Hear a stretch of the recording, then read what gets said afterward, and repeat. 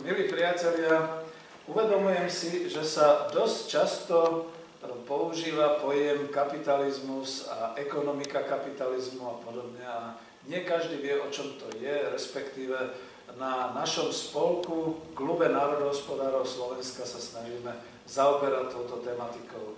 Moje meno je Peter Zajac-Banka, inžinier, a medzi tým som samozrejme absolvoval rekvalifikáciu na manažerských školách britskej Open University, čo teda bola škola manažmentu organizovaná lejbristami. No a spracoval som na základe toho, že už dosť dlho pôsobím v tejto oblasti nielen vzdelávania, ale aj ekonomiky a máme teda tento spolok národohospodárov Slovenska založený. Takže tak toho dáme aspoň.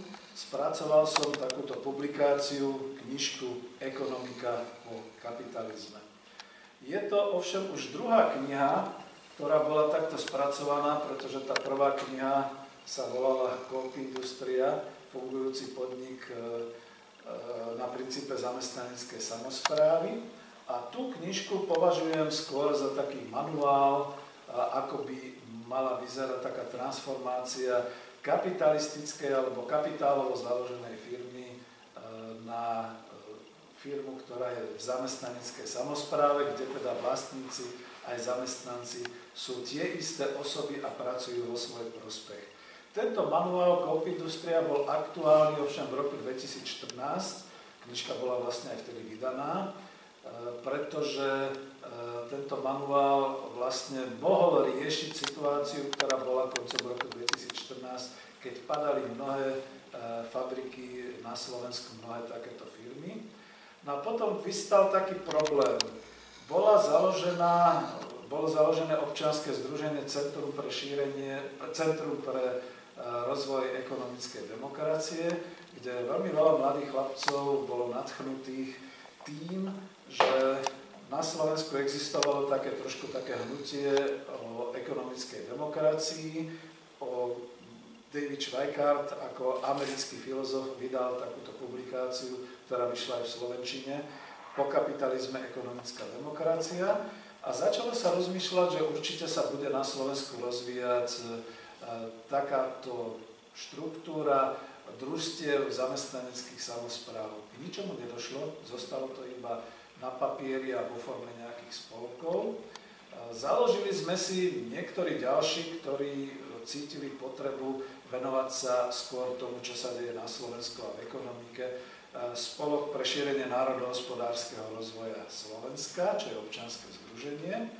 A táto kniha Ekonomika po kapitalizme bola vlastne prvým takým edičným počinom, kde sme mohli, alebo teda kde som ako autor mohol povyprávať, respektíve definovať, čo to vlastne znamená, keby nastala situácia, že môžeme rozmýšľať o tom, čo bude ďalej, čo bude po kapitalizme. Ja si uvedomujem, že takáto odborná literatúra, takáto knižka, ktorú vlastne nazývam, že je učebnicou, tej nadpis je nakoniec jednoznačný, pretože je to hospodársky a sociálny model postkapitalistickej spoločnosti a ešte je to doplnené o ešte ďalší podtitul Národohospodársky aspekt troch črt ekonomickej demokracie, a to ešte verzia pre Slovensko, že je naozaj dosť teda taká ťažká učebnicová literatúra a nie každý, ktorý je neodborník, jej môže rozumieť alebo ju chce vôbec pochopiť. Nebudem tu preto predstavovať nejaké jednotlivé kapitoly knihy, robiť nejaký rozbor obsahu, definovať pojmy tak, ako sú v knihe zachytené. Nakoniec, v podstate kedysi dávno som robil práve na tej City University Bratislava a Open University učebnice a knihy pre manažérov, takže možno sa spoľahnúť, že má to určitú svoju kvalitu. Je tam množstvo prameňov, kde sa odvolávam na množstvo autorov. Žiaľ Bohu teda, hlavne zo zahraničia, s výnimkou pána profesora Jaroslava Husára, ktorého jeden z modelov som použil aj sem do tejto knižky. A preto teda sa pokúsim hovoriť o týchto veciach, ktoré sú v knihe zrozumiteľnejšie a tak, aby sme tomu porozumeli aj emotívne, teda aj nejak tak duševne, nielen racionálne. Pretože mi ide o Slovensko. Ide mi o Slovenskú republiku a o to, že Slovenská republika je naša vlast. No a práve to, čo bude s našou vlastou a čo je dnes s našou vlastou v roku 2018, Slovenská republika tu bola aj v 20. storočí a nakoniec naši predkovia tu žili od 6. storočia nášho letopočtu, keď sa po rozpade Rímskej ríše sem nasťahovali kmene Slovanov zo severovýchodu, ale to nechcem rozoberať. Dnes, v súčasnosti, žijeme už 29 rokov v ekonomike, ktorá je kapitalistická charakterom svojich činností a podstatou ekonomického zdroja, ktorý sa považuje za hlavný, teda kapitálu financií. Žijeme v spoločenskom režime, ktorý je asociálny svojím charakterom rozdeľovania bohatstva, cielenou separáciou ľudí na bohatých a chudobných. Žijeme v prostredí trhovej ekonomiky, ktorá ovšem už nie je toto prostredie slobodným trhom, o akom sa dodnes scholasticky učí na vysokých školách a na univerzitách a v našom vzdelávacom systéme. Dnes je trh globalizovaný, je do dôsledkov monopolizovaný korporátnym rozdelením sveta, je zviazaný korporatívnym finančným systémom, ktorý nie je založený na nejakých skutočných hodnotových ekvivalentoch, ale už iba na výrobe peňazí. To výroba peňazí by som kľudne dal do úvodzoviek, pretože peniaze vyrábajú banky a finančné inštitúcie, ktoré rozpožičali množstvo peňazí svojich klientov a dnes pri každom ďalšom úvere a pri každej ďalšej požičke vlastne peniaze v úvodzovkách tlačia. Lebo v skutočnosti sú to iba elektronické peniaze, ktoré sa zapíšu, od toho je to slovo v angličtine booking, čiže zaknihovanie, zaknihujú a tým sa vyrába neexistujúce krytie, pretože peniaze nie sú kryté ničím iným, iba zmluvou a zápisom na účte. V knihe sa dozviete, skúsim dať ďalej, v knihe sa dozviete, ako možno definovať a ako sú definované výrobné sily a výrobné vzťahy. Ja som si zobral taký ten základný model výrobných vzťahov a výrobných síl, ktoré sa používa síce od Karla Marxa, ale používajú to aj ekonomické školy na západe.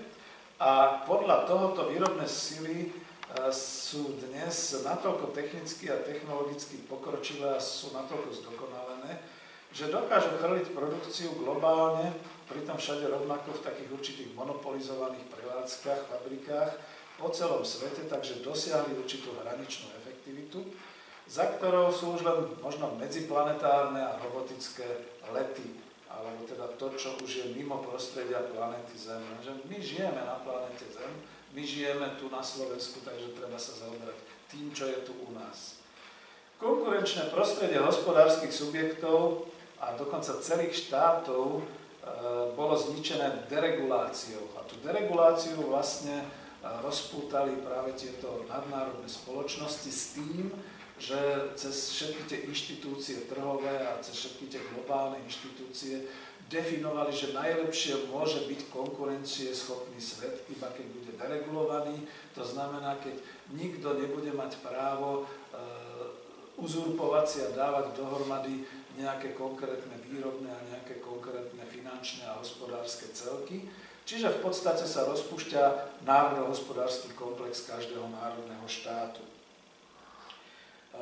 Takže v podstate už ani len nik nezmôže vážne konkurovať týmto globálnym korporáciám a postaviť sa ich v tomto ekonomickom systéme. To je tá bieda. Čo však do dôsledku znamená, že ak nie ste vlastník, alebo ak nepatríte do vlastníctva finančných korporácií, prakticky už ani len nedokážete konkurovať vlastnou produkciou a to už dobre 10 ročia ničí slobodný trh. Lebo akú máte súťaž, konkurencieschopnosť, ak pravidla súťaže určuje víťaz. To znamená tá globálna korporácia, ktorá vlastne má vývoj, má peniaze, má prostriedky, má určené a rozdelené teritória a trhy, čiže v podstate v rámci deregulácie trhu je víťazom. To všetko sa potom premieta do spoločenských vzťahov, do spoločenského prostredia, aj do politického prostredia a stráca sa hlavne morálka. My na Slovensku sme mali veľmi krátku skúsenosť s kapitalizmom. 28. oktobra 1918 síce vznikla prvá Československá republika, Ale ten kapitalizmus oproti tomu, čo tu bolo predtým, oproti CK monarchii, bol naozaj takým tým progresívnejším zriadením. Lenže nám sa to zdalo a dnes sa veľmi veľa vracia história a politici do minulosti a vychvaľujú, ako to bolo. No na Slovensku to nebolo dobre, pretože Slovensko bolo v tom čase zaostalo agrárnou krajinou a s tým prvým kapitalizmom máme dokonca nie dobré skúsenosti a možno máme menej skúsenosti ako so socializmom, ktorý sme zabudli alebo zapudili úplne, pretože vraj to bolo zlé. Ja to celé preskočím, pretože nie som historik a nechcem tu vyprávať o takýchto veciach. To, čo vidíte za mnou momentálne na obrázku, celá séria relácií v Slobodnom vysielači, kde mi dali teda možnosť vysielať slobodne, demokraticky a hovorím si tam to, čo chcem a čomu rozumiem. Celá tá séria relácií sa volala Ekonomická demokracia a ako vidíte, tuším, v čísle 76 som potom informoval a rozoberal, čo to vlastne tá ekonomika po kapitalizme je. Takže ja ju tu teraz trošku miernejšie budem spomínať a nechcem teda ísť až tak nejako hlboko do histórie. Lenže my musíme vychádzať z toho, že tu bola nejaká naša história aj po roku 1945, aj po roku 1948 a náš revers, teda naša reštaurácia kapitalizmu, trvá v podstate už rovnako dlho ako momentálne to, čo sme zažili možno kedysi dávno, akoby za socializmu. My môžeme presne definovať, že vstup do nášho kapitalizmu bol od decembra 1989, znova to bola relácia v Slobodnom vysielači, aj keď oficiálne teda Federálne zhromaždenie Československej socialistickej republiky 25. apríla 1990 prijalo zákony o tom premenovaní republiky na Československú federatívnu republiku, na Českú republiku a na Slovenskú republiku a potom sa začali prijímať v októbri zákony, ktoré už boli namierené na vytváranie trhových inštitúcií a teda inštitúcií kapitalizmu. Dnes už ovšem, žiaľ Bohu, po tých 29 rokoch všetci vedia, že kapitalizmus končí. No a ak neveríte, zacitujem vám priamo zo zborníka takýchto 24 analytikov v manažmente a tvorcov manažerských postupov, ktoré pozbieral autor, editor Rowan Gibson. Volá sa táto knižka Nový obraz budúcnosti. Vyšla v Management Presse, ale niekedy hrozne dávno, ešte v 90. rokoch. A táto kniha sa volá Rethinking the Future, Nový obraz budúcnosti, kde nikto mi to neverí, ale naozaj na strane 20, tu mám záložku, sa cituje o tom, že cesta pred nami končí, kapitalizmus končí. Dovolte mi aspoň zo pár z tohoto úryvku, aj keď to nie je z mojej knihy, ale použil som ten zdroj do svojej knihy v češtine. Jak je tomu s kapitalizmem samým? S tou báječnou cestou k pokroku a prosperite, jak sme sa tenkrát alespoň domnívali. Mnohé hlasy sa dnes ptají, kam nás vlastne kapitalizmus vede a proč sa tam tak dychtivie žítime. Jaký to má tento závod dôsledky pro naše životy, pro naše místní společenství, pro naše životní prostředí, protože to sú nepohodlné otázky. Když sa dnes dívame do budoucnosti, ani trochu si nejsme tím jisti, kam máme vlastne namířeno a jak sa tam dostaneme. Nevidíme již dlouhou a přímou dálnici, táhnouci se k obzoru. Místo toho zjišťujeme, že cesta před námi končí. No a týchto 24 autorov v manažmente ma kedysi dávno motivovalo k tomu, že som sa začal zaoberať tým, že čo to bude tá postkapitalistická spoločnosť a postkapitalistická ekonomika.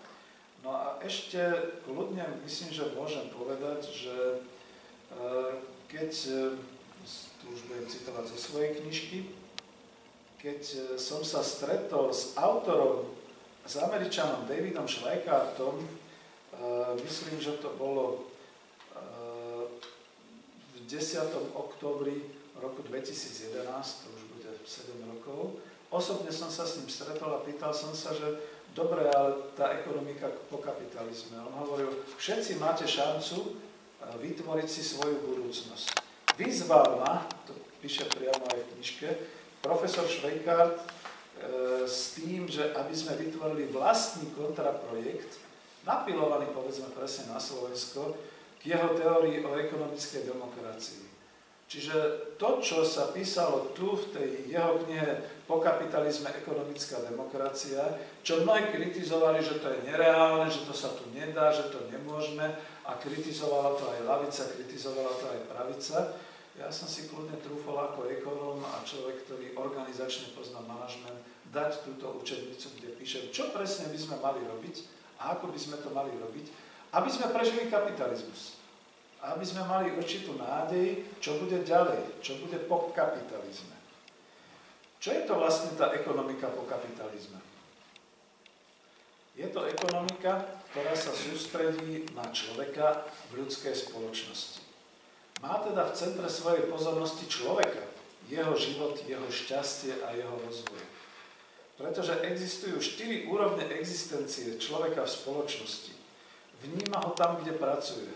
To znamená v organizácii, kde pracuje podnik, alebo družstvo, alebo čokoľvek ďalšie, v obci a v komunite, kde žije, teda v kraji, v nejakom regióne, v krajine a v štáte, čo je teda jedno z najdokonalejších usporiadaní spoločnosti dodnes, aj keď to niektorí spochybňujú. A nakoniec človek v rámci celej ľudskej spoločnosti na planéte Zem. Je to ekonomika, ktorá má vlastne 2 základné princípy, kde prvoradým princípom je spravodlivé rozdelenie bohatstva v ľudskej spoločnosti.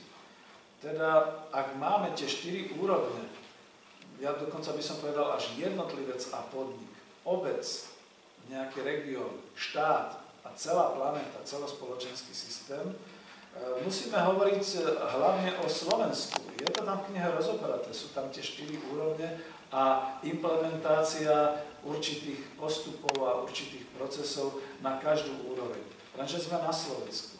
To znamená, poďme od úrovne naša republika Slovenska, naše regióny, náš podnik a náš človek ako individuálna osoba. Čiže poďme na základe príslušnosti k občianstvu Slovenskej republiky.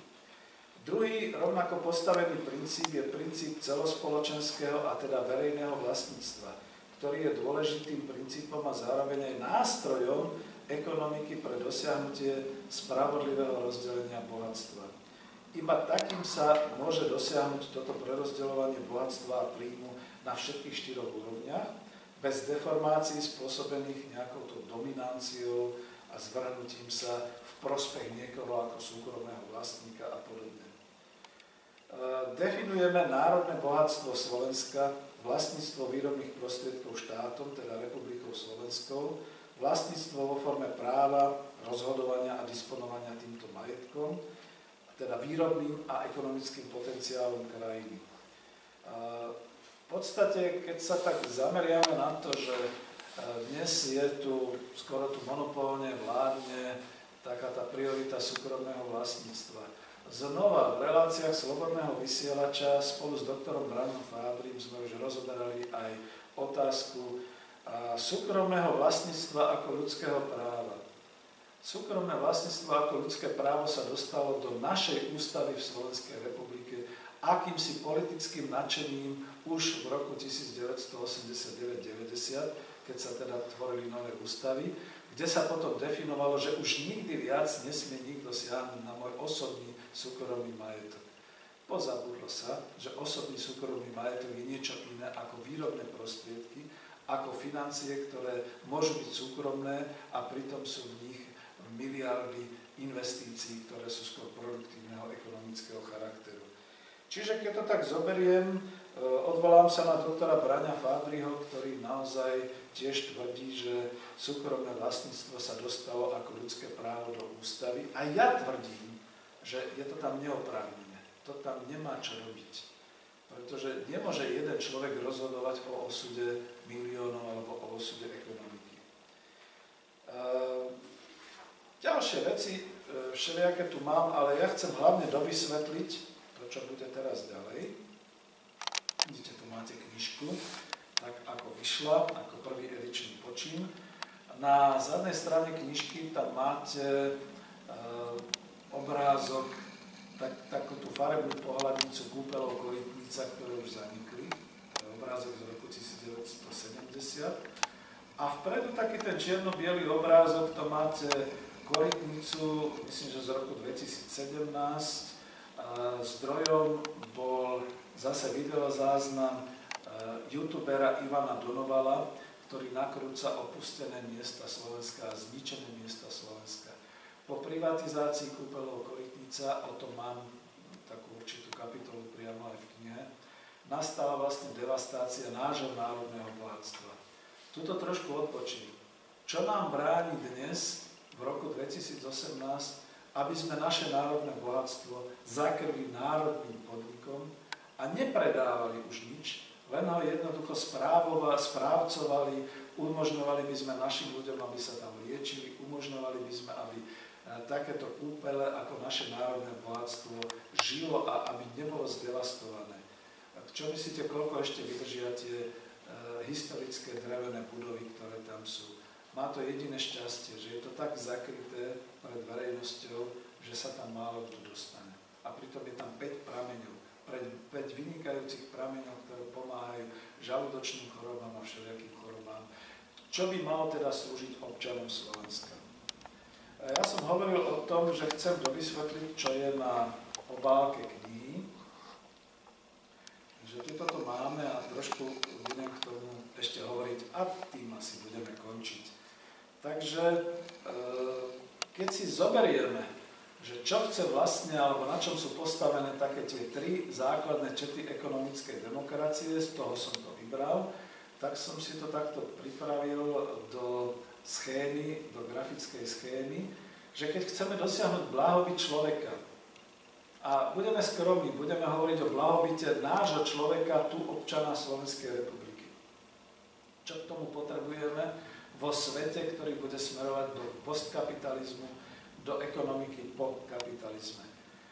No predovšetkým sa musíme postarať o to, aby tu bolo celospoločenské vlastníctvo a prípadne kolektívne vlastníctvo, či už cez tie samosprávy, zamestnancov, cez družstva alebo podobne.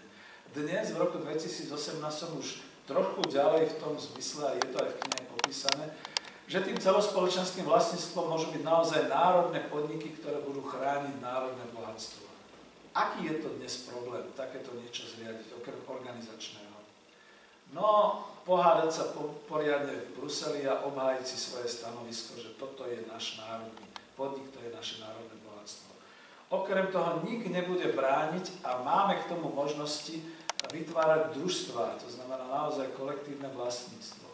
Nik nebude brániť, aby sa vytvárali občianske podniky. Ja tam mám v knihe rozobraný ten vzor od Charlesa Hentyho, čo je anglický profesor filozofie, ktorý ale chcel zlepšiť kapitalizmus tým, že navrhoval, aby občiansky podnik bol takým podnikom, kde budú mať ľudia rovnaké práva, aké majú práva v demokratickej spoločnosti. To znamená aj právo pobytu, aj právo vlastnenia, aj právo rozhodovania o tom, čo sa v tom podniku teda bude diať. No a nakoniec a na záver v podstate dnes už mladí lavičiari v smere sociálnej demokracie rozvinuli nejaké tie podniky, ktoré by sa mali nazývať sociálne podniky. Ale vieme o nich niečo?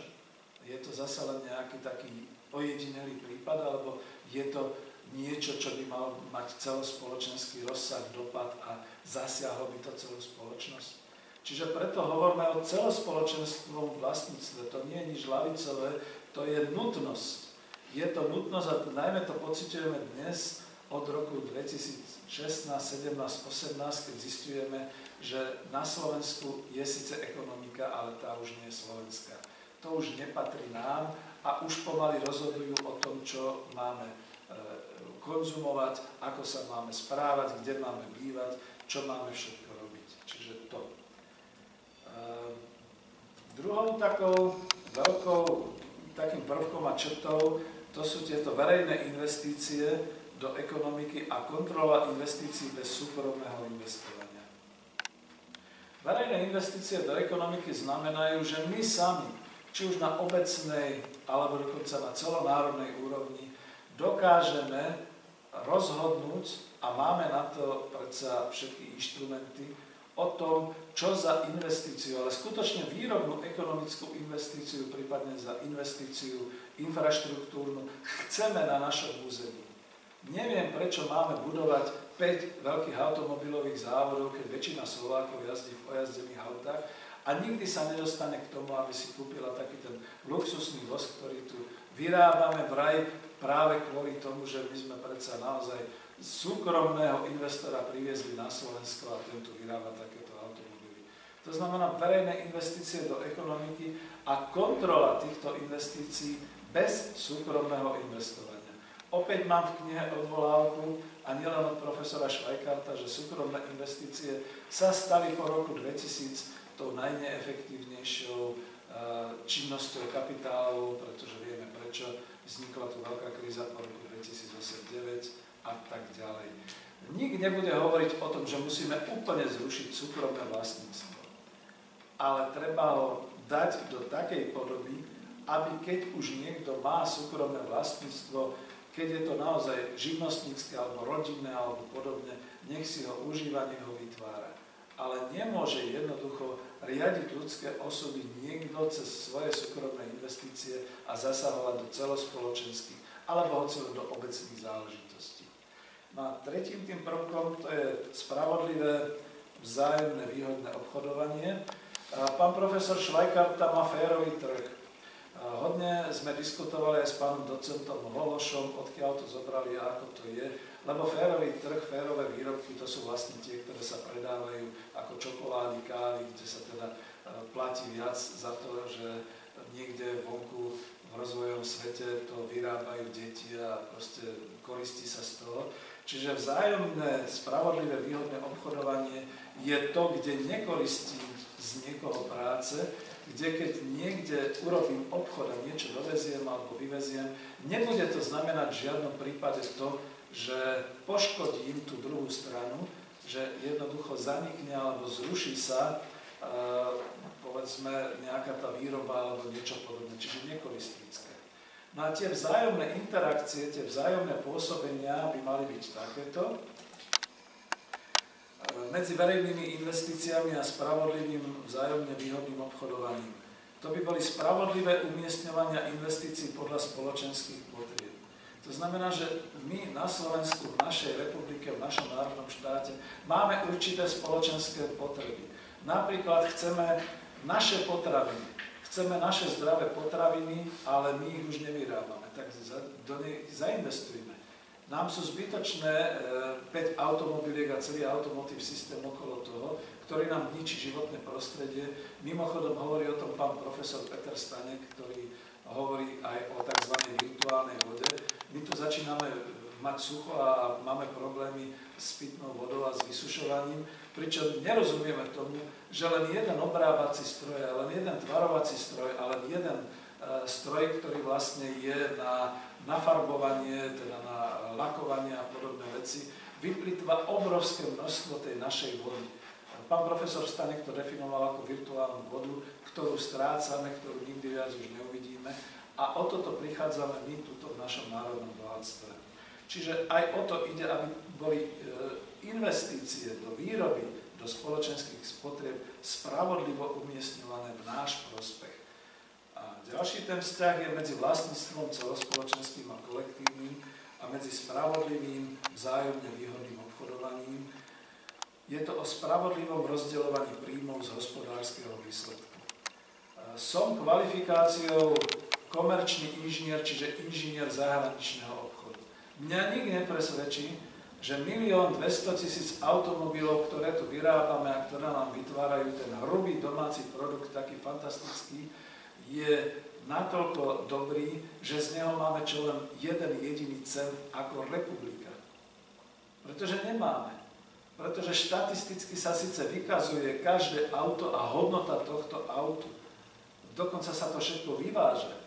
Ale z tohoto vývozu Slovenská republika má minimum, pripustme niečo, že máme nejaké automobilové predajne a prevádzky, kde sa to predáva, ale z 1 200 000 automobilov nemáme takmer nič.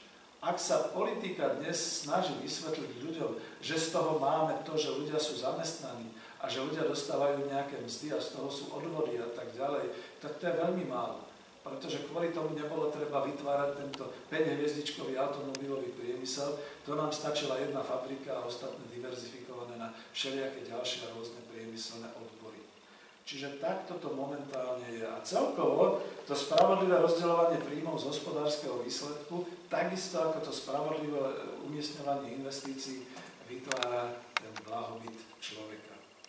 A už teraz prejdem len k tomu, že v knihe je veľmi veľa informácií o makroekonomických ukazovateľoch, o redefinovaní ekonomických zdrojov. Pozrite si, ak teda pán profesor Husár hovoril o tom, že hrubý domáci produkt je nezmysel, pretože to sú len čísla, ktoré nemajú za sebou žiadnu materiálnu podstatu. My predsa dnes v 21. storočí nemusíme trvať na tom, že chceme iba hospodársky rast, že chceme mať iba ukazovatele návratnosti kapitálu, ale akého kapitálu, keď je to všetko cudzí kapitál? To nie je náš kapitál, ktorý by nám vracal zisky a investície. To je cudzí kapitál. A čo by sme my mohli oceniť? Budete prekvapení, čo? My môžeme oceňovať v hospodárskych a makroekonomických ukazovateľov dnes, je to len otázka dobrého, možno nejakého takého matematického a ekonometrického hodnotenia, ukazovatele, ktoré sa týkajú každého obyvateľa, každého občana Slovenskej republiky. Zdravie občana. Veď sme prešli ekonomickým vývojom kapitalizmu, keď sme zistili, že zdravie sa stalo tovarom a zdravie je súkromný trh, alebo teda je trh, na ktorom sa obchoduje s liekmi, so zdravotnou starostlivosťou, s ošetrovaním, s čímkoľvek ďalším. Takže keď si zoberieme, máte tam skratku HC Healthcare v angličtine, keď si zoberiete, že jeden z makroekonomických ukazovateľov môže byť starostlivosť o zdravie občana, my to dnes už vieme ekonomicky zrechnovať, poviem to tak ľudsky, s tým, že vieme vypočítať, kedy je efektivita a aká je dobrá starostlivosť o zdravie občana. A nemusí potom niekto vykrikovať zľava alebo správa, že je to neefektívne, že musíme znižovať náklady, že musíme zvyšovať náklady. A ako náhle sa starostlivosť o zdravie občana stane makroekonomickým ukazovateľom s vyčísliteľnými všetkými kapacitami a s vyčísliteľnými hodnotami, v tej chvíli to môže byť ekonomický ukazovateľ, kde keď ho naozaj niekedy niekto dokáže takto zadefinovať, tak budeme, nie že Švajčiarskom, ale budú sa ľudia chodiť, pretože starostlivosť o zdravie je každého primárna záležitosť. Druhý makroekonomický ukazovateľ, vzdelávanie občana. Vzdelávanie občana v tom zmysle, že občan dnes naozaj od narodenia, možno až po smrť, skoro by som povedal, potrebuje mať kontinuálne vzdelávanie, nie len aby mohol písať, čítať, aby teda bol gramotný, ale aby teda sa vedel rozhliadnuť po svete, aby mal svoj úsudok, aby mal svoj názor, aby bol kvalifikovaný na každú prácu, ktorú potrebuje. A v tej druhej časti života, pretože my sami chceme, aby pracovali ľudia do 65 a možno dlhšie, aby skutočne mal tú možnosť sám získať kvalifikáciu pre tú svoju druhú časť života. To nie je z mojej hlavy, to píše Američan Peter Drucker, čiže to nevymýšľa si nejaký Rojko Zajac, ale to je skutočne tak definované v postkapitalistickej spoločnosti. Zabezpečenie sociálneho rozvoja pomocou poskytnutia práce je veľmi nemorálne, alebo je až veľmi, povedal by som, reakčné posadiť ľudí na chodník a ponúkať im nejakú nedôstojnú almužnu, nejaký nepodmienený základný príjem za to, že nič nerobia. Lebo nikto nepovedal, všetci hovoria, že však ale oni si potom môžu nájsť nejakú prácu. Keď si nevedia teraz nájsť prácu, určite si nebudú vedieť ani potom nájsť prácu, pretože práca sa zruší. Práca už nebude, keď ju budú robiť súkromné automaty. Čiže poďme mi pekne naspäť na makroekonomický ukazovateľ zabezpečenie sociálneho rozvoja pomocou poskytnutia práce. Každá práca je oceniteľná a každá práca je pre spoločnosť veľmi dôležitá. Je len potrebné znova na to dať určité ekonomické ukazovatele, ekonomické parametre, kritéria, ktorými sa to dá nastaviť. Veď my to vlastne vieme. Každá aj dobrovoľná práca sa dneska oceňuje. Veď vám povedia, že dobrovoľníci odpracovali toľko hodín a vytvorili, povedzme, takú a takú záhradu v takejto a takejto cene.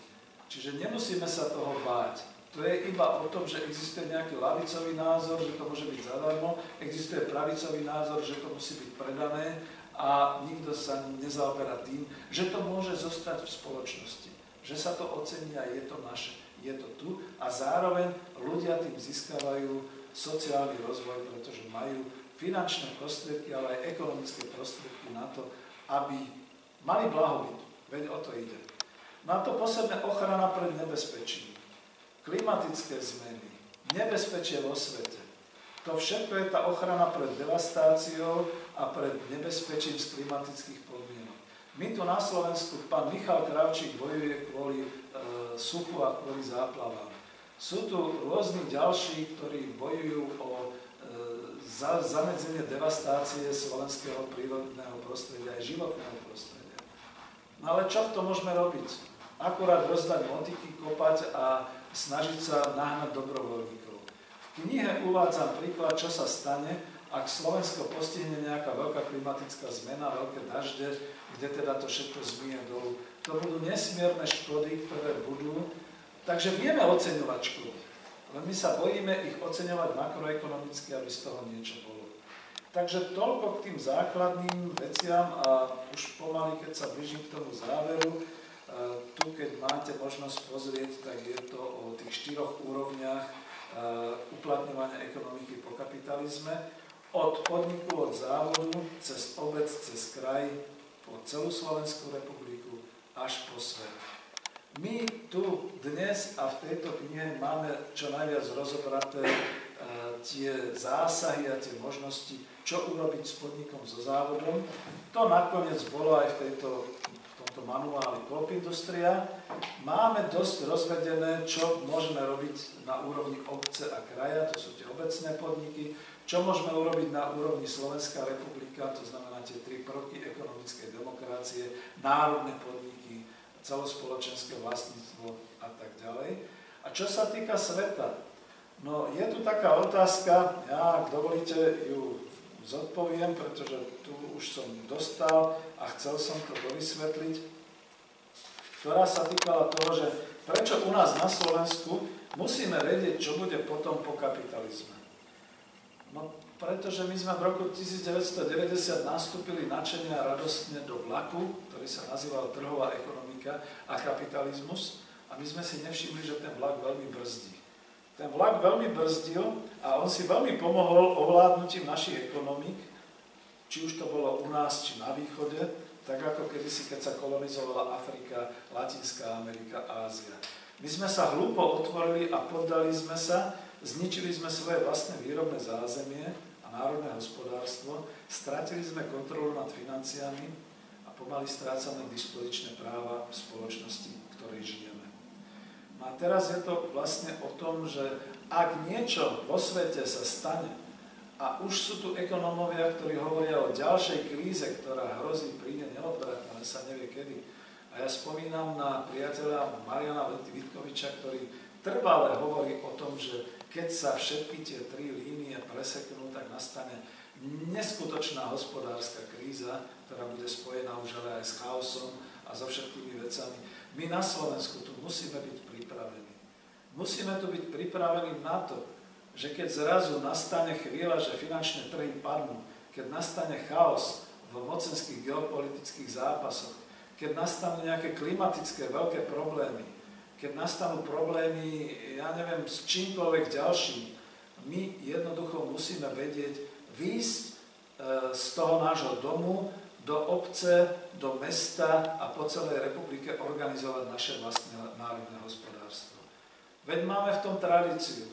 Veď takto sa to dialo aj vtedy, keď profesor Zaďko a doktor Karvaš organizovali v tyle, dalo by sa povedať, fašistického štátu alebo fašistického režimu, ktorý vládol hospodársku pomoc a rozvinutie hospodárskeho systému, ktorý pomohol Slovenskému národnému povstaniu. Takto sa to nakoniec dialo aj po roku 1918, len si nikto nespomína, keď zrazu bolo zrušené CK mocnárstvo a všetky tie naše tie veľkostatky uhorské a všetko toto pánstvo a všetky tieto veci prechádzali do Republiky Československej, do vlastníctva. A takto to nakoniec bolo aj počas Benešových dekrétov, keď rozbité vojnou usporiadanie vlastníckych pomerov vlastne sa riešilo napríklad 5. apríla 1945 košickým vládnym programom a potom Benešovými dekrétmi, kde sa omylom hovorí o tom, že znárodnenie, lenže znárodnenie bolo vyhlásené kľúčového priemyslu, bank a veľkých podnikov už 25.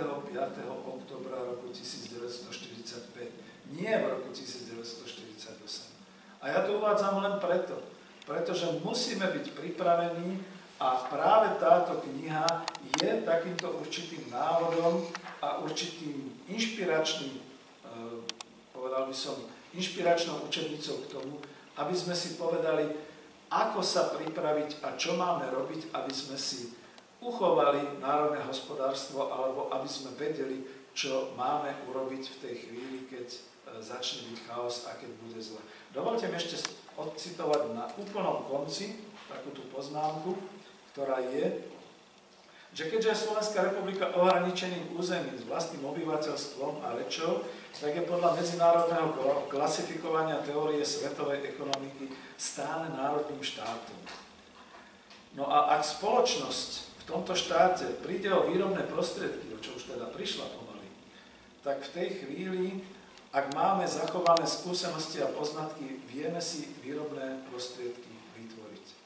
Ak ale už nebudeme schopní sa vzdelávať a nebudeme schopní si vytvárať tieto výrobné prostriedky, skutočne sa môžeme posadiť na chodník a očakávať nejaký nepodmienený príjem od našich, čo to nazvať, kolonizátorov.